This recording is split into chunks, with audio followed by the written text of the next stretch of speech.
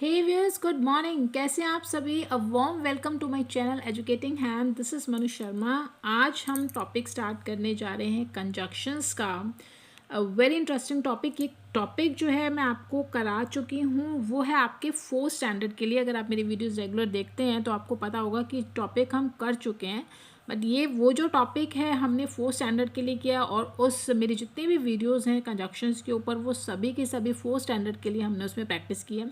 लेकिन आज की जो हमारा कंजक्शन का टॉपिक है ये आपके फिफ्थ स्टैंडर्ड के लिए है, और यहाँ पर भी हम सेम आपकी पॉपुलर बुक बीबीसी कॉम्पैक्टा जो न्यू एडिशन है उसी से सॉल्व करेंगे एक्सरसाइजेस को। लेकिन एक्सरसाइज को सॉल्व करने से पहले कॉन्सेप्ट को क्लियर करते हैं, मीनिंग को क्लियर करते हैं कि कंजक्शंस होते क्या हैं।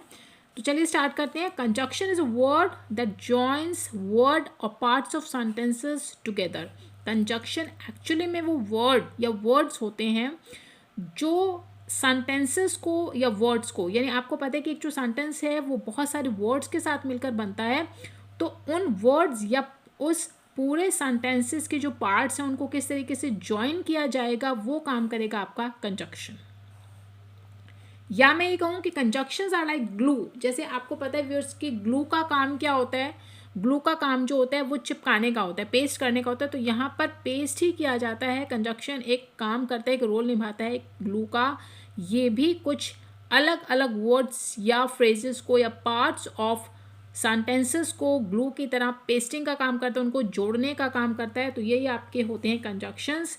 कुछ कंजक्शंस, अब आप बोलेंगे कंजक्शंस होते क्या है, कौन से ऐसे वर्ड्स हैं जिनको हम कंजक्शंस बोलते हैं।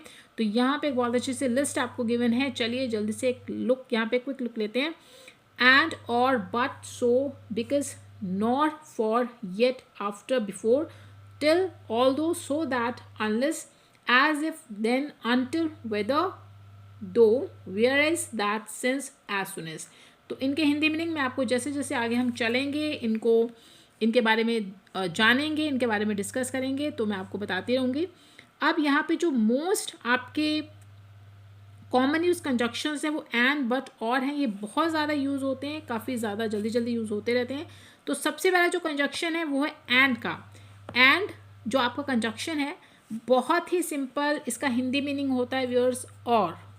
जैसे आप और बोलते हैं ना, मैं और तुम, सीता और गीता, मोहन और रोहन, है ना। तो इस तरीके से आपने एंड का यूज़ करना है। एंड बहुत ही सिंपल आपका कंजक्शन है। इसको जब आप यूज़ करेंगे तो जब भी आप देखेंगे कि कोई भी ऐसा वर्ड या सेंटेंस जो सिमिलर आइडिया दे रहा है, यानी बिल्कुल सेम सेम से आइडिया उस सेंटेंस को रीड करके आपको लग रहे हैं, तो आपको कुछ नहीं करना है, वहाँ पर एंड का यूज़ कर देना है। For example, I have a cat dash a dog. मेरे पास एक बिल्ली और एक कुत्ता है। देखिए आप यहाँ पर एंड ही लगा सकते थे, किसी और कनेक्टर या कंजक्शन का आप यहाँ पर यूज़ नहीं कर सकते, क्योंकि यहाँ पे सिमिलर आइडिया आ रहा है कि उसके पास दो चीज़ें हैं, एक बिल्ली और एक कुत्ता है। तो और जहाँ पर भी और की साउंड आएगी कि आपको एंड लग रहा है कि यहाँ पे यूज़ होना चाहिए, आप यहाँ पर एंड का यूज़ करेंगे। I like apple pears dash mangoes. मुझे एप्पल पियर्स और मैंगोज पसंद है। देखिए और की साउंड आई, आपने यूज़ किया and. Many man dash women came to see the fair.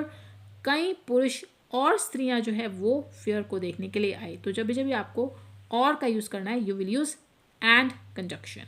चलिए बहुत ही सिंपल है। Next come to second conjunction, that is but. But का जो मीनिंग है वो होता है लेकिन, जिसे आप परंतु भी बोलते हैं। लेकिन आपको यहाँ पे कब बट का यूज़ करना है, जब भी आपको कोई भी वर्ड, फ्रेजेस या जो सेंटेंस है, एंड का आपने तब यूज़ किया जब आपको सिमिलर आइडिया दे रहा था। आपको बट का यूज़ तब करना है जब वो एक ऑपोजिट, एक डिफरेंट आइडिया दे रहा है, यानी वो अलग चीज़ें हैं, डिफरेंट है, कंट्रास्ट कह सकते हैं इसको। तब आपको यूज़ करना है बट का। Very simple. Neha likes T dash Shreya like coffee. अब देखिए यहाँ पे डिफरेंट आइडियाज़ है कि नेहा चाय पसंद करती है, श्रेया कॉफ़ी पसंद करती है। दोनों ही अलग अलग आइडिया दे रहे हैं, उसको चाय पसंद है, उसको कॉफ़ी पसंद है। तो आप यूज़ करेंगे बट का, क्योंकि आप यहाँ पे एंड का यूज़ नहीं कर सकते, क्योंकि आइडियाज़ जो कॉन्सेप्ट यहाँ पे गिवन है वो डिफरेंट है। नेहा चाय पसंद करती है लेकिन श्रेया को कॉफ़ी पसंद है। I felt angry dash keep quiet. मुझे महसूस हुआ गुस्सा, मुझे गुस्सा तो आया लेकिन केप्ट क्वाइट, मैं चुप रहा। The rope is thin dash it is strong. जो रोप है, रस्सा है, पतला तो है लेकिन वो बहुत स्ट्रॉन्ग है, बावजूद इसके वो पतला है लेकिन वो स्ट्रॉन्ग है। तो इस तरीके से जब भी आपको डिफरेंट कुछ ऑपोजिट आइडियाज़ मिलते हैं तो आप यूज़ करेंगे प्रेपोजिशन कंजक्शन बट का। चलिए आगे चलते हैं। आपकी जो नेक्स्ट कंजक्शन आप यूज़ करेंगे वो होगा और जो आप लगाते हैं, अगर हिंदी मीनिंग की मैं बात करूं तो या और अथवा, जहाँ पर भी आपको इस तरीके से मिलता है कोई भी चॉइस किसी सेंटेंस में या ऑल्टरनेटिव आपको मिलता है, कोई दो चीज़ें हैं, दो से ज़्यादा हैं, आपको उसमें से चूज़ करनी है, ऑल्टरनेटिव गिवन है, तब आप यूज़ करेंगे प्रेपोजिशन और का। किस तरीके से? Would you like rice dash noodles. अब देखिए आपको यहाँ पे ऑल्टरनेटिव मिला है, आपको चॉइस मिली है राइस एंड नूडल्स के बीच में, तब आपने यूज़ किया और का। आप क्या पसंद करेंगे लेना, राइस अथवा या नूडल्स। क्लियर? आपने यूज़ कर दिया और का। Do you like playing football dash cricket.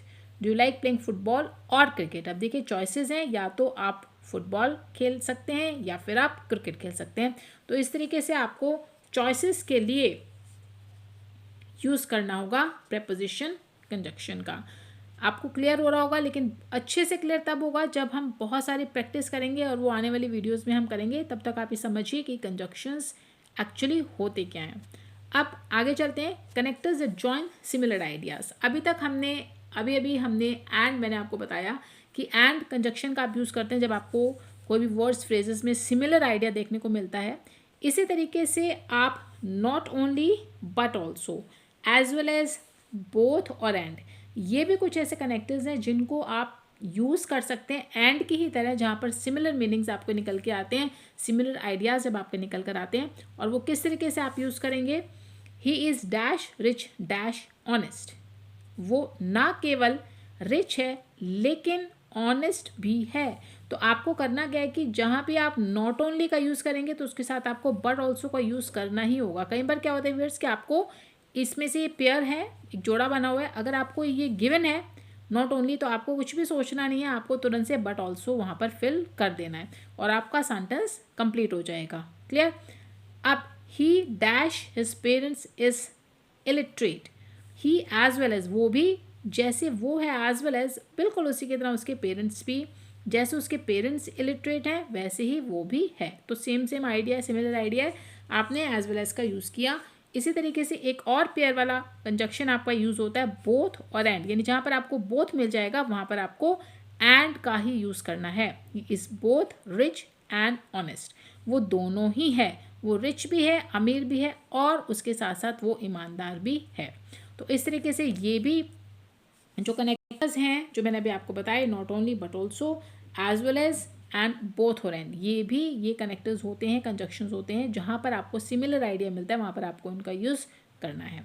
तो आज की वीडियो में अभी इतना ही। बाकी और बहुत सारे कनेक्टर्स हैं जो अभी हम डिस्कस करेंगे, बट वो करेंगे अपनी आने वाली वीडियोज़ में।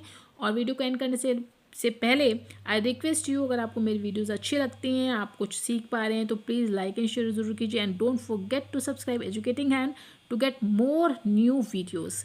Please subscribe to Educating Hand. मिलते हैं अपनी अगली वीडियो में। Till then, good bye.